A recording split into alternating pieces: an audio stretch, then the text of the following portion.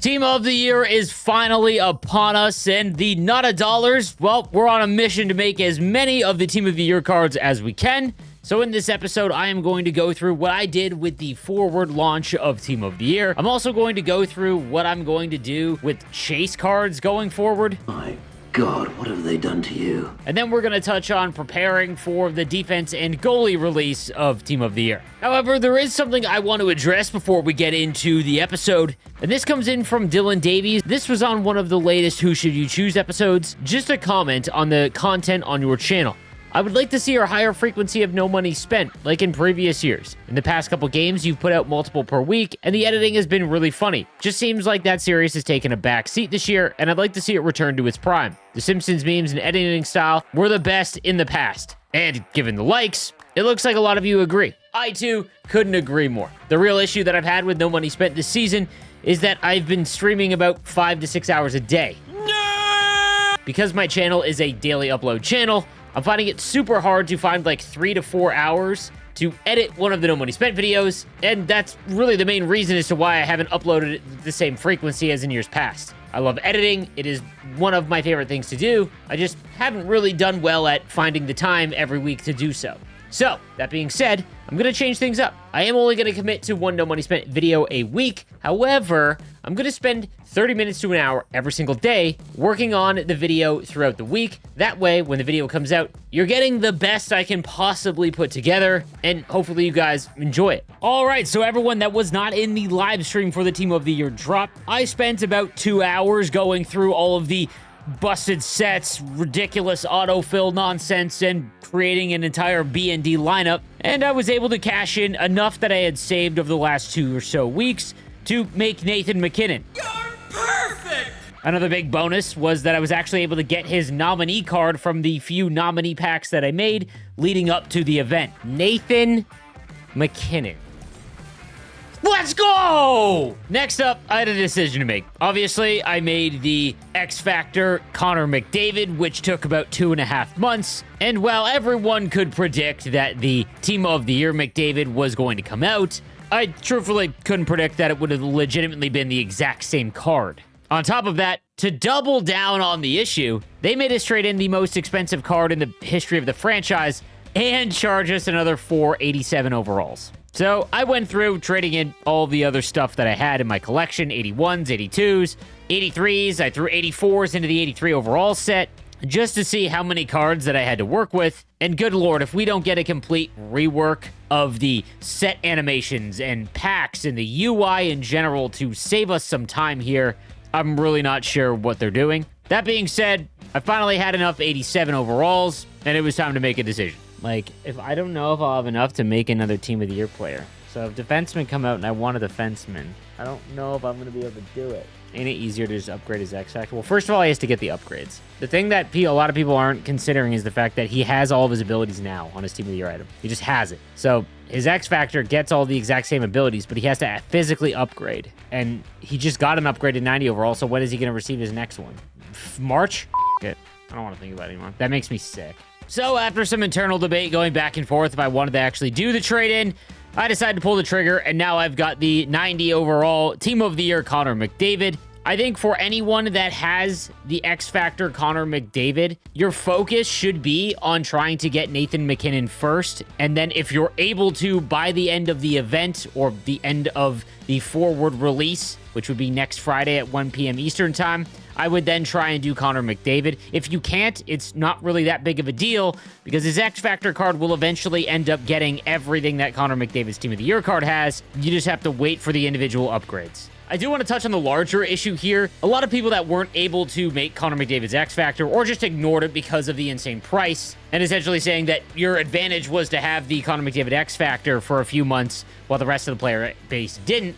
That really isn't the case. Majority of the No Money Spent players, myself included, didn't get it until like the middle of December, and a lot of the free-to-play players didn't get it until January. On top of that, this is just an issue that could have been completely avoided by just picking another player to be the first Supercharge X Factor. Didn't have to be Connor McDavid. There were a lot of other great players that weren't going to get Team of the Year. In my opinion, it's just a lack of planning and further hammering home that they just don't want to use full year-round power-up cards anymore. And I just have a sense that we're going to end up working towards just whatever the latest event is. There's not going to be any more power-up cards or X Factors of any kind. And going forward, I have literally zero interest in whatever X Factor they come out with. I think it's an absolute waste. I am never going to financially recover from this.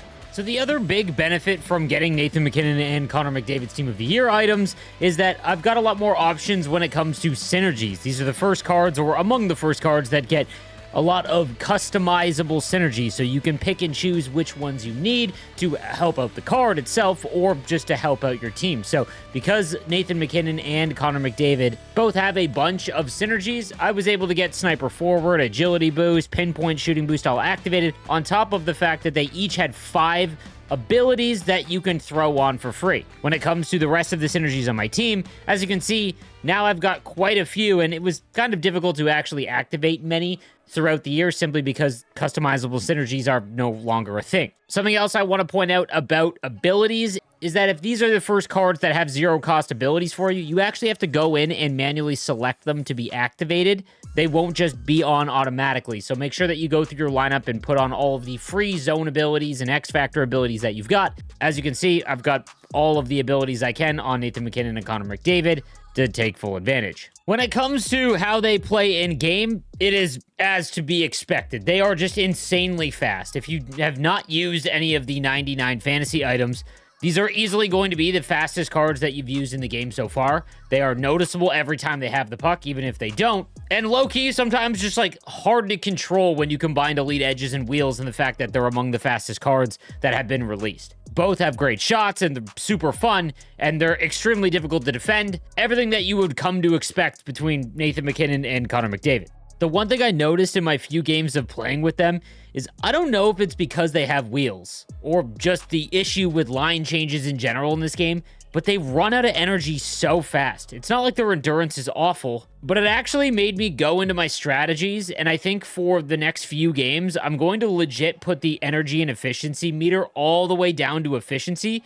and just hope that because they're among the fastest cards in the game, they have wheels and elite edges, that I won't notice it. But it was getting kind of crazy where I would legit get like 2 rushes with them in a period. Now, those rushes were fantastic, but it just got a little frustrating. So when it comes to the rest of my team, everything has essentially stayed the same. I was able to upgrade Nikita Kucherov to his 90 overall. I have him account bound because I took him from the trade-in when I made the X Factor Connor McDavid. If you have this situation, definitely upgrade Nikita Kucherov. Fabian Zetterlund is now up to a 93, but still the same issue with Fabian Zetterlund essentially the whole year is that he's just got really mediocre skating. Skating only goes up by 0.5 for every overall increase, but we're getting to that point where after a few more goals, his skating will have to have that huge jump, and hopefully he can get 6 more goals in the next little while. And then my fourth line, my favorite line in the game, just Will Smith, Joe Thornton, and Macklin Celebrini. They aren't going anywhere unless they get better cards. Now, when it comes to defense and the defenseman and goaltender team of the year, I really don't think I'm going to have the collection required to go ahead and make any of the team of the years. As it stands right now, I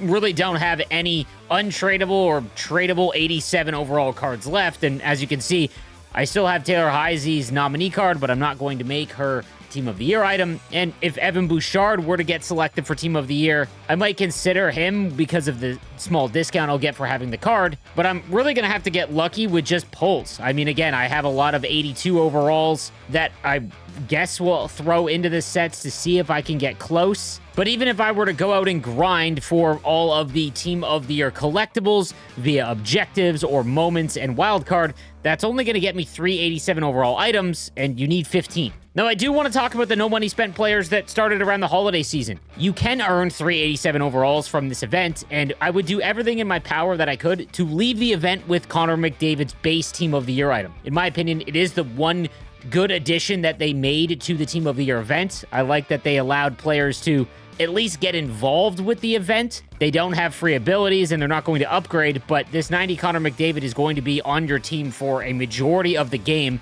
and you can get him for almost free with the stuff that they will give out. Again, 387 overalls in total if you do everything. If you had Connor McDavid's X Factor and you're not going to upgrade and you don't have a lot of other stuff in your collection, again, same situation with Nathan MacKinnon. I would try to at least get his base card. Even if you're not going to be able to afford his Ultimate Team of the Year item, this card is just fantastic and will be in your lineup for a long time. When it comes to other upgrades to my team, I went with Devon Taves from the Four Nation Faceoff, and it does look like we'll probably hit whatever target they have set so that we get the Four Nations Face-Off community tokens. And at 91 overall, he is a fantastic left-handed defenseman. So at some point, he is going to fit into my lineup. I'm just waiting until we get some of the upgrades that they require. But that'll do it for this episode of No Money Spent. Like I mentioned in the intro, I'm excited to do a new format for recording and editing for this series. Expect the video to drop every Sunday afternoon in a much longer and in-depth version